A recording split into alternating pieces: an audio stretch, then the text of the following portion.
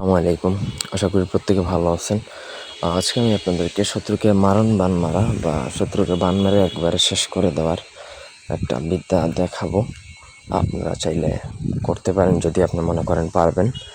সঠিক যদি নিয়ম হয় তাহলে আপনারা নিজে করলে হবে, আর যদি মনে করেন আপনারা আমাদেরকে দিয়ে করাতে চান করাতে পারেন। এছাড়া বানজাদের নজটান মারণ স্তম্ভন আকর্ষণ বিদ্বেষণ ইত্যাদি যে কোনো কাজ করাতে চাইলে স্ক্রিনে দেওয়া নাম্বারে সরাসরি ফোনে হোয়াটসঅ্যাপে অথবা এর মধ্যে যোগাযোগ করে যে কোনো কাজ করাতে পারেন। দেশে বা দেশের বাইরে থেকে অনেকে বলে নাম্বার পাচ্ছে না। ভাই, প্রত্যেকটা ভিডিওতেই আমাদের নাম্বার দেওয়া থাকে, যে কোনো প্রয়োজনে যোগাযোগ করতে চাইলে করতে পারেন। তো এই নকশাটা হচ্ছে একটা মগা নকশা। খুব সূক্ষ্মভাবে লিখবেন, 1 সুতা পরিমাণ ভুল করবেন আপনার নিজের ক্ষতি হবে, সুতরাং খুবই সাবধানে। আপনাকে ওয়ার্ক ওয়াবিট পেপারের মধ্যে লিখতে হবে। ওয়ার্ক ওয়াবিট কাগজ আমাদের থেকে নিতে পারেন এবং লিখতে হবে হচ্ছে অরিজিনাল কামসিঁদুর দ্বারা। পুরোটা নকশাই লিখতে হবে আপনাকে অরিজিনাল কামসিঁদুর দ্বারা।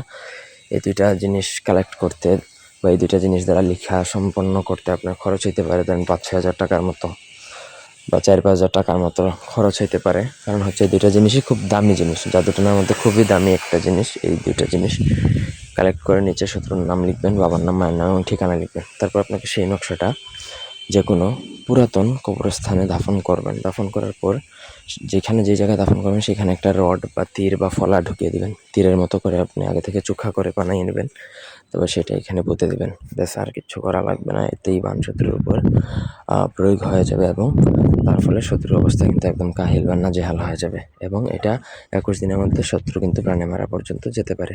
সুতরাং বুঝতেই পারতেছেন কতটা খতরনাক। এই ছিল আজকের ভিডিও। ধন্যবাদ।